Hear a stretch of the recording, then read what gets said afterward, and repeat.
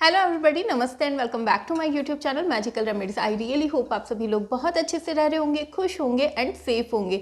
आज की इस वीडियो में मैं आप लोगों के साथ शेयर करने वाली हूं कि आप एलोवेरा को किस तरह अपने बालों की हेयर ग्रोथ के लिए यूज़ कर सकते हैं। अगर आपको एलोवेरा को यूज़ करने का सही तरीका नहीं मालूम होता है तो उल्टा एलोवेरा आपके बालों में दूसरे प्रॉब्लम्स क्रिएट कर सकता है। हमारे बालों में हेयरफॉल ला सकता है, हमारे बालों को ड्राई कर सकता है, साथ ही हमारे बालों में हमारी स्कैल्प में इचनेस का प्रॉब्लम हो सकता है, इरिटेशन का प्रॉब्लम हो सकता है। लोगों को लगता है कि एलोवेरा हमारे बालों में रिजल्ट नहीं दे रहा है, उसका भी यही रीज़न होता है कि आपको एलोवेरा को यूज़ करने का सही तरीका नहीं मालूम है।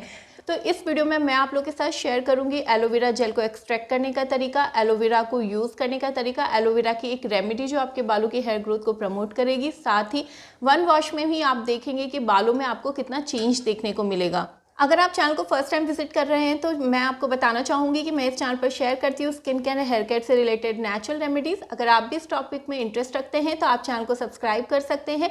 आप वीडियो को पूरा देखिए, उसके बाद आप डिसाइड कीजिएगा कोई वीडियो इन्फॉर्मेटिव लगती है तो आप चैनल को ज़रूर सब्सक्राइब करके जाइएगा और वीडियो को लाइक ज़रूर कीजिएगा, क्योंकि आपका एक लाइक मुझे बहुत ही ज़्यादा मोटिवेट करता है। तो वीडियो को लाइक करना बिल्कुल भी मत भूलिएगा। हाँ, नोटिफिकेशन बेल को भी ज़रूर प्रेस कीजिएगा, जिससे कि मैं जब भी कोई फ्यूचर अपलोड आप लोग के साथ शेयर करूँ आप लोगों को उसकी नोटिफिकेशन सबसे पहले मिल सके। तो चलिए शुरू करते हैं। सबसे पहले मैंने यहाँ पर एलोवेरा की 2 लीफ ली हैं। मेरे पास घर में ही एलोवेरा की लीफ अवेलेबल थी, इसलिए मैंने पौधे में से ही इन्हें कट कर लिया है। अगर आपके पास नहीं है तो आप कहीं से भी अरेंज कर सकते हैं। उसके बाद जो हमारा मेन जो काम होता है वो ये होता है कि एलोवेरा की लीफ को कट करने के बाद कई लोगों को ये नहीं पता होता है कि एलोवेरा की लीफ में से जो एलो लेटेक्स निकलता है वही सबसे मेन रीज़न होता है हमारी स्कैल्प पे इरिटेशन और इचीनेस की प्रॉब्लम का।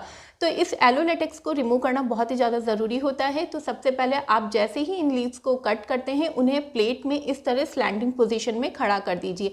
इस पोजीशन में खड़ा करने से क्या होगा, जो भी उसका एलो लेटेक्स होगा, यानी कि आप देखेंगे येलो कलर का सब्सटेंस जो निकलता है वो धीरे धीरे नीचे की साइड आने लगेगा। 5 या 10 मिनट तक सिर्फ इनको इसी तरह से खड़ा रखने से जो सारा एलो लेटेक्स है वो रिमूव हो जाएगा। आपको जो नीचे का जो पार्ट है जहाँ से लेटेक्स रिमूव हुआ है उसे आप हल्का सा कट कर दीजिए। एलोवेरा की लीव्स हैं उन्हें अच्छे से हमें वॉश करना है ताकि उस पर कोई भी गंदगी हो, धूल हो, वो साफ़ हो जाए। एलोवेरा की लीफ को अच्छे से धोने के बाद अब हम इसे साइड में से कट करेंगे। आप देखेंगे कि एलोवेरा की लीफ पे साइड में कांटे होते हैं, तो आप उन्हें अच्छे से हम उन्हें कट कर लेंगे। उन्हें कट करने के बाद में अब हमें क्या करना है कि एलोवेरा की लीफ को हमें 2 भाग में डिवाइड करना है। आप चाहें तो एलोवेरा की लीफ का जो ऊपर का पार्ट होता है उसे पतली लेयर में निकाल सकते हैं। अदरवाइज आप एलोवेरा को 2 बराबर हिस्सों में डिवाइड कर सकते हैं और फिर उसका जेल एक्सट्रैक्ट कर सकते हैं। जैसा कि आप वीडियो में देख पा रहे हैं कि मैंने इसको इस तरीके से कट किया है। उसके बाद और नाइफ से रैंडमली इस तरह से कट लगाने हैं जिससे कि एलोवेरा का जो जेल है वो निकल आएगा और फिर लास्ट में आप चाकू की हेल्प से, उनकी हेल्प से इस पूरे जेल को एक्सट्रैक्ट कर ले एक बॉल में। एलोवेरा बालों को पोषण प्रदान करने का काम करता है, साथ ही ये स्कैल्प में ब्लड सर्कुलेशन को बढ़ाकर बालों को मजबूत बनाने का काम भी करता है।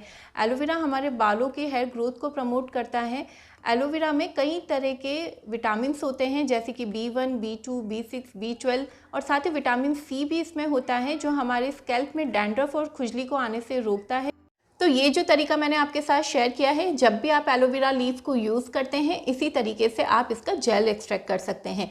अब हम बनाएंगे हमारी रेमेडी। तो रेमेडी बनाने के लिए आपको क्या करना है कि जो भी जेल हमने एक्सट्रैक्ट किया है उसे हमें मिक्सर ब्लेंडर में डालना है और उसको अच्छे से ब्लेंड कर लेना है। ब्लेंड करने के बाद आप देखेंगे कि हमें इसकी इस तरह की कंसिस्टेंसी, यानी कि काफ़ी रनी कंसिस्टेंसी हमें मिलेगी। अब हमें इसमें ऐड करना है हमारा magical ingredient, that is castor oil. Castor oil हमारे बालों की हेयर ग्रोथ के लिए बहुत ही ज़्यादा यूज़फुल होता है। कैस्टर ऑयल ऐड करने के बाद में आपको इस जेल को, क्योंकि हमने कैस्टर ऑयल को जेल कंसिस्टेंसी में ऐड किया है, तो इसको बहुत अच्छे से आपको मिक्स करना है ताकि ये दोनों चीज़ों का जो ब्लेंड है वो बहुत अच्छे से बनकर प्रिपेयर हो जाए। बहुत थोड़ी देर तक अच्छे से मिक्स करने के बाद आप देखेंगे कि कैस्टर ऑयल और जेल आपस में अच्छे से ब्लेंड हो गए हैं और हमारी जो ये मैजिकल रेमेडी है बिल्कुल बनकर रेडी है। इसका जो कंसिस्टेंसी है थोड़ी सी रनी है, मतलब थोड़ा सा पतला है, तो आपको इसको लगाने में थोड़ी सी प्रॉब्लम हो सकती है। आप चाहें तो इसे अपने हाथों से भी लगा सकते हैं। मैं इसे एक सॉस बॉटल में शिफ्ट कर दूंगी जिससे कि लगाने में मुझे थोड़ी सी आसानी हो जाएगी। आपके पास कोई भी बॉटल हो आप उसमें इसे शिफ्ट कर सकते हैं। तो चलिए अब देख लेते हैं इसे लगाने का क्या सही तरीका है। सबसे पहले आप अपने बालों को कॉम्ब कर लीजिए। कोई भी रेमेडी या कोई भी ऑयल, कोई भी हेयर मास्क अप्लाई करने से पहले सबसे फर्स्ट प्रोसेस हमारा होना चाहिए कि हमें अपने बालों को अच्छे से कॉम्ब कर लेना है। बालों को कॉम्ब करने के बाद में आपको क्या करना है कि जो लीफ में से हमने जो जेल एक्सट्रैक्ट किया था उन लीव्स को हम पहले अपनी स्कैल्प पे अच्छे से मसाज कर लेंगे। उससे क्या होगा कि उन लीफ में जो थोड़ा बहुत जेल रह गया होगा वो भी हमारा यूज़ आ जाएगा। प्लस इस तरह से लीफ से मसाज करने से हमारी स्किन में जो डेड स्किन का एक्यूमुलेशन हो जाता है वो रिमूव हो जाएगा। बाद जो हमारी रेमेडी है उसे हम अपने बालों में लगाना स्टार्ट करेंगे।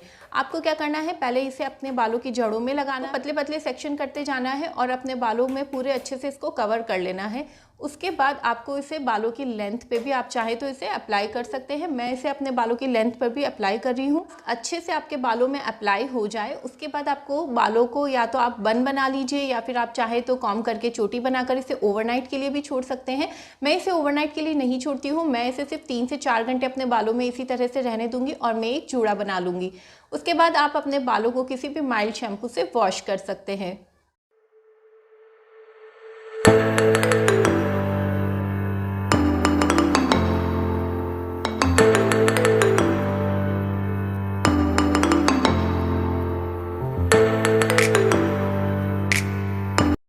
अगर इस तरीके से आप एलोवेरा को यूज़ करेंगे अपने बालों के लिए तो 100% आपके बालों में आपको बहुत ही अच्छे चेंजेस देखने को मिलेंगे। आपके बालों से रिलेटेड आपके जो भी प्रॉब्लम्स है वो इजीली सॉल्व हो जाएंगे और आपके बाल काफ़ी सिल्की शाइनी स्मूथ भी हो जाएंगे।